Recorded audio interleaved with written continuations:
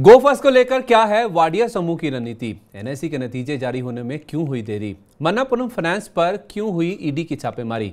किस कंपनी को खरीदने के लिए 18 कंपनियों ने जाहिर की अपनी इच्छा? इन सब के अलावा और भी बहुत सारी खबरें हैं जिन पर आज के एपिसोड में फोकस रहेगा। नमस्कार, मैं हूं संदीप ग्रोवर। कॉर्पोरेट सेंट्रल में आपका बहुत बहुत स्वागत है।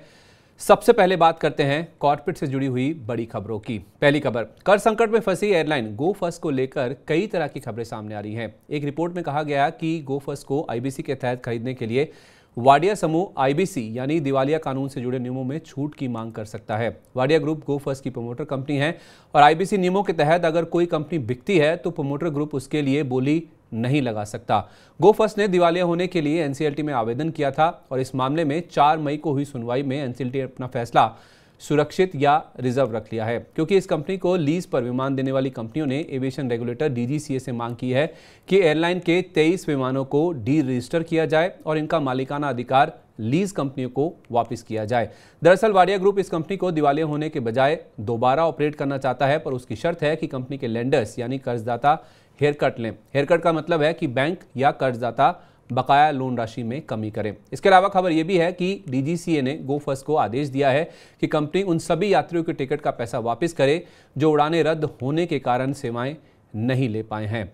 दूसरी खबर, शुक्रवार को अदानी ग्रुप 2 खबरों के चलते फोकस में रहा। पहला ये कि देश के सबसे बड़े निजी पोर्ट ऑपरेटर अदानी पोर्ट्स ने म्यांमार में अपने एक पोर्ट को केवल $3 करोड़ की रकम में बेच दिया है। कंपनी ने यह पोर्ट बड़े डिस्काउंट पर बेचा है, क्योंकि अदानी ग्रुप की ओर से इस पोर्ट पर करीब $19.5 करोड़ का निवेश किया गया था। कंपनी की तरफ से बताया गया है कि पोर्ट का नया खरीदार कंपनी को पूरी पेमेंट का भुगतान सिर्फ 3 दिन में कर देगा और यह बिक्री रिस्क कमेटी की सिफारिशों के आधार पर अदानी पोर्ट्स के बोर्ड की ओर से अक्टूबर 2021 में की गई घोषणा के मुताबिक है। इस पोर्ट को बेचने के लिए कंपनी ने मई 2022 में करार करने की घोषणा की थी। हालांकि इस पोर्ट से कंपनी को बड़ा घाटा हुआ है, पर जानकारों का मानना है कि इस पोर्ट की बिक्री से आई रकम का इस्तेमाल विदेशी बॉन्ड्स के भुगतान पर होगा। दूसरी खबर यह है कि अदानी ग्रुप की एक और कंपनी अदानी ट्रांसमिशन करीब $10 करोड़ के बॉन्ड बायबैक की योजना बना रही है। निवेशकों का भरोसा जीतने के लिए कंपनी की ओर से यह कदम उठाया जा रहा है। तीसरी खबर, गोल्ड लोन कारोबार से जुड़ी कंपनी मन्नापुरम फाइनेंस के शेयर में शुक्रवार को करीब 11% तक की गिरावट के साथ क्लोजिंग हुई। दरअसल प्रवर्तन निदेशालय यानी ईडी ने कंपनी पर बड़ी कार्रवाई की है। ईडी ने कंपनी के 6 परिसरों पर बुधवार को तलाशी का अभियान शुरू किया था। यह कार्रवाई मनी लॉन्ड्रिंग के मामले में की गई है। मन्नापुरम पर आरोप है कि उसने बैंकिंग रेगुलेटर आरबीआई की मंजूरी के बिना 150 करोड़ रुपए के जमा लिए हैं, यानी कि डिपॉजिट लिए हैं। कंपनी पर एक और बड़ा आरोप यह भी है कि उसने अपने ग्राहकों को जानो यानी केवाईसी मानदंडों को पूरा किए बिना बड़े पैमाने पर नगद लेन देन किया है। इन आरोपों की जांच करने के लिए ईडी ने केरल के त्रिशूर में कंपनी के एमडी और सीईओ वीपी नंद कुमार से जुड़े 6 ठिकानों पर छापेमारी कर 143 करोड़ रुपए की संपत्तियां जब्त की हैं, जिनमें 19.29 करोड़ शेयर भी शामिल हैं। शुरुआती जांच के बाद ईडी ने कहा कि पब्लिक डिपॉजिट के नाम पर कंपनी ने बड़े कैश ट्रांजैक्शन किए हैं। इस लेनदेन को नंद कुमार ने अपनी कंपनी मन्नापुरम एग्रो फार्म्स या मैग्रो की मदद से किया है। हालांकि कंपनी ने सफाई जारी कर कहा है कि ये लेनदेन 2012 से पहले कंपनी के पूर्व प्रमोटर्स की ओर से पुराने प्रमोटर्स की ओर से किए गए थे और कंपनी इस मामले में ईडी को पूरा सहयोग दे रही है। पर इसके बावजूद 3 दिन में शेयर करीब 18% के आसपास की गिरावट दर्ज कर चुका है। चौथी खबर, कर्ज समाधान के लिए दिवालिया प्रक्रिया से गुजर रही रिलायंस कैपिटल के लिए एक राहत की खबर आई है। गुरुवार 4 मई को एनसीएलटी ने क्रेडिट स्विस के नेतृत्व वाले बॉन्ड होल्डर्स को रिलायंस जनरल इंश्योरेंस के शेयरों की कस्टडी को कंपनी के एडमिनिस्ट्रेटर नागेश्वर राव को लौटाने का आदेश जारी किया है। इससे रिलायंस कैपिटल के कर्ज समाधान की प्रक्रिया को सहारा मिलेगा। गुरुवार के एपिसोड में हमने आपको बताया था कि क्रेडिट स्विस ने रिलायंस कैपिटल की बिक्री की प्रक्रिया को रोकने के लिए एक लीगल नोटिस भेजा है। इस नोटिस में क्रेडिट स्विस ने कंपनी के एडमिनिस्ट्रेटर को कहा कि रेजोल्यूशन प्लान को इंप्लीमेंट नहीं किया जा सकता है, क्योंकि क्रेडिट स्विस के क्लेम को खारिज किए जाने से जुड़ा मामला एनसीएलटी में अभी भी बकाया है। अपने वकीलों के जरिए क्रेडिट स्विस ने कंपनी के एडमिनिस्ट्रेटर को दिसंबर 2021 तक 660 करोड़ रुपए का कर्ज बकाया होने की जानकारी दी है और यह भी बताया कि रिलायंस कैपिटल की अपनी सहयोगी कंपनी रिलायंस जनरल इंश्योरेंस में हिस्सेदारी उसके पास गिरवी पड़ी हुई है। पिछले साल अपनी क्लेम रिजेक्ट होने के बाद क्रेडिट स्विस और एक्सिस बैंक ने एनसीएलटी का दरवाजा खटखटाया था। इन खबरों के बीच रिलायंस कैपिटल का शेयर शुक्रवार को करीब 1.5% की गिरावट लेकर बंद हुआ। पांचवी खबर, दिवालिया प्रक्रिया से गुजर रही पावर कंपनी कोस्टल एनर्जन को खरीदने के लिए कुल 18 कंपनियों ने इच्छा जाहिर की है। इन कंपनियों में Vedanta, Torrent power, Jindal power और फॉरेन इन्वेस्टमेंट फंड डिकी ऑल्टरनेटिव इन्वेस्टमेंट फंड शामिल हैं। कंपनी के प्रमोटर और लेंडर्स की ओर से कंपनी को कई बार रिवाइव करने की कोशिशों में असफल रहने के बाद पिछले साल फरवरी में नेशनल कंपनी लॉ ट्रिब्यूनल यानी NCLT की चेन्नई बेंच ने इस कंपनी के खिलाफ दिवालिया प्रक्रिया शुरू करने की मंजूरी दी थी। इकरा की एक रिपोर्ट के अनुसार Tamil Nadu generation and distribution corporation की ओर से पेमेंट में देरी और इस कंपनी की दूसरी यूनिट से पावर खरीदने वालों की कमी के चलते कोस्टल एनर्जी की वित्तीय स्थिति पर काफी ज्यादा दबाव देखने को मिला था। छठी खबर, नेशनल स्टॉक एक्सचेंज यानी NSE ने वित्त वर्ष 2022-23 की चौथी तिमाही या मार्च तिमाही के वित्तीय नतीजों को जारी करने में देरी की है। हालांकि ये एक रेयर इवेंट है जो कि काफी कम देखने को मिलता है। दरअसल NSE के बोर्ड ने तिमाही नतीजे जारी करने के लिए 15 मई तक का समय मांगा है। हालांकि NSE ने नतीजे घोषित करने में देरी के पीछे कोई वजह नहीं बताई है, लेकिन सूत्रों का कहना है कि NSE के विभिन्न समूह और सहयोगी इकाइयों की वित्तीय जानकारी को एकत्रित करने में सामान्य से ज़्यादा समय लग रहा है। NSE की अपना IPO लाने की योजना है और इस संदर्भ में कंपनी के संभावित निवेशक हर तिमाही के अंत पर कंपनी के नतीजों का काफ़ी बेसब्री से इंतजार करते हैं। 21 अप्रैल को NSE ने घोषणा की थी कि कंपनी के तिमाही नतीजों पर 28 अप्रैल को बोर्ड की बैठक होगी, जो अब 15 मई को होने वाली है। सातवीं खबर, NCLT ने फ्यूचर ग्रुप की फैशन कारोबार से जुड़ी कंपनी फ्यूचर लाइफस्टाइल के खिलाफ दिवालिया प्रक्रिया शुरू करने की मंजूरी दे दी है। कंपनी ने 496 करोड़ रुपए के लोन के भुगतान के मामले में डिफॉल्ट कर दिया है, जिस वजह से फ्यूचर ग्रुप की इस कंपनी पर दिवालिया प्रक्रिया शुरू करने की मंजूरी दी गई है। तो ये था कॉर्पोरेट से जुड़ा आज का पूरा अपडेट। अब बात करते हैं शेयर बाजार की और कुछ ऐसे शेयरों पर नजर डालते हैं जिनमें आज जबरदस्त एक्शन देखने को मिला और उनके पीछे की वजह भी समझ लेते हैं। पहली खबर, HDFC लिमिटेड और HDFC बैंक दोनों शेयरों ने शुक्रवार 5 मई को 5% से ज्यादा का गोता लगाया। दोनों शेयरों में बीते एक साल में ये एक दिन की सबसे बड़ी गिरावट है। इस गिरावट के चलते दोनों कंपनियों की कुल मार्केट कैप में 80,000 करोड़ रुपए से ज्यादा की गिरावट दर्ज की गई है। इसकी वजह है मॉर्गन स्टैनली कंपोजिट इंडेक्स यानी MSCI की घोषणा, जो कि इन दोनों कंपनियों के मर्जर से जुड़ी है।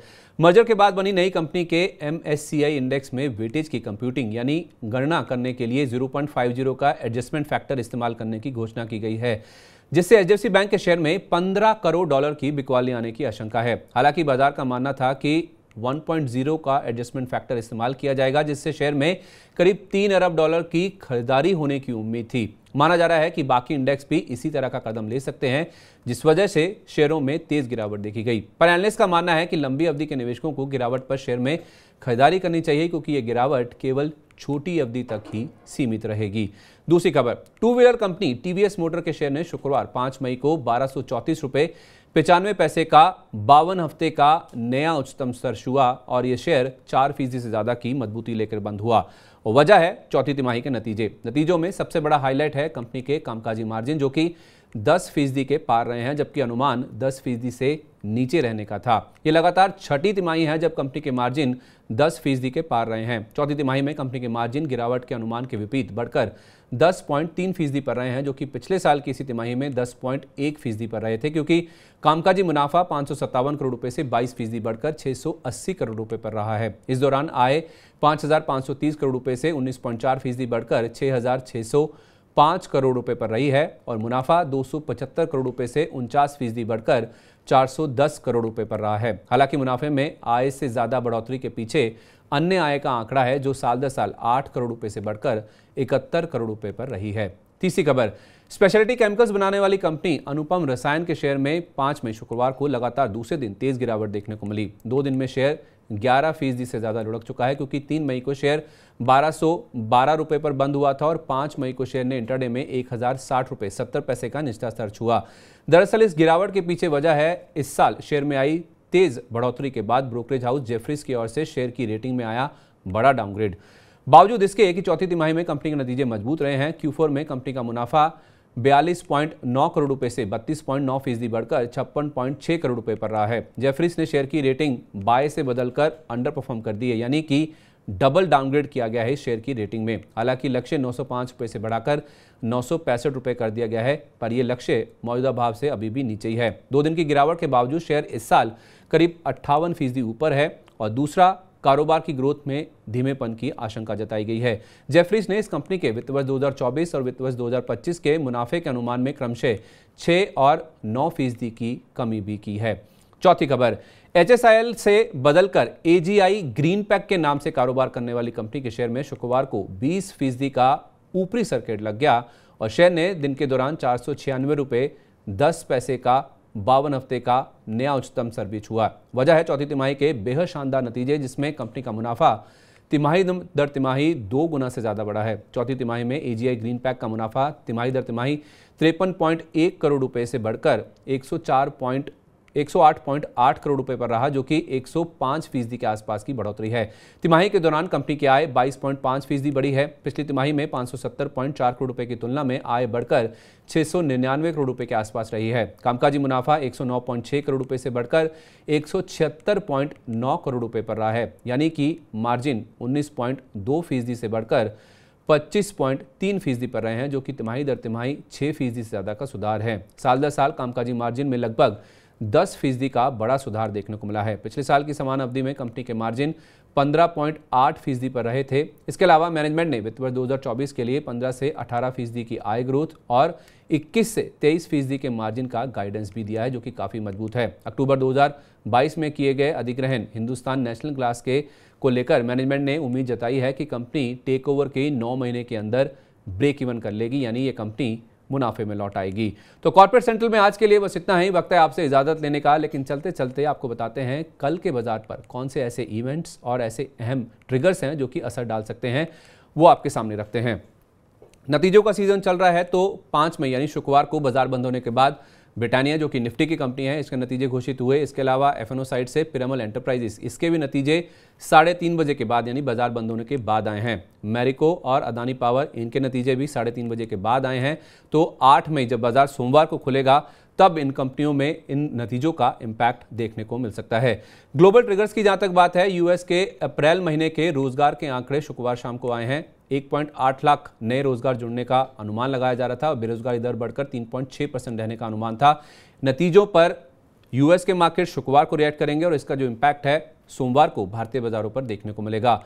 ग्लोबल ट्रिगर्स की जहां तक बात है, तो शुक्रवार को ही यूरोप के मार्च महीने के रिटेल बिक्री के आंकड़े भी जारी हुए हैं। उसका भी कहीं ना कहीं इम्पैक्ट ग्लोबल मार्केट के साथ साथ भारतीय बाजारों पर देखना होगा। शनिवार की बात करें तो ADF फूड्स के नतीजों पर बोर्ड बैठक होने वाली है और इस बोर्ड बैठक में नतीजों के साथ साथ बोर्ड शेयर विभाजन यानी स्टॉक स्प्लिट के ऊपर भी फोकस करेगा। क्या फैसला आता है उस पर बाजार की नजर रहेगी।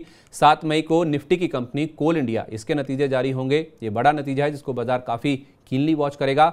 और 8 मई यानी सोमवार को बात करें तो कई कंपनियों के नतीजे आएंगे। निफ्टी की बात करें तो UPL एक बड़ी कंपनी जिसके नतीजे आएंगे। इसके अलावा Exide, Pidilite, Aarti industries, Canara bank, MGL, Birla soft, कई सारी ऐसी कंपनियां हैं जिनके नतीजे सोमवार के सेशन में आएंगे।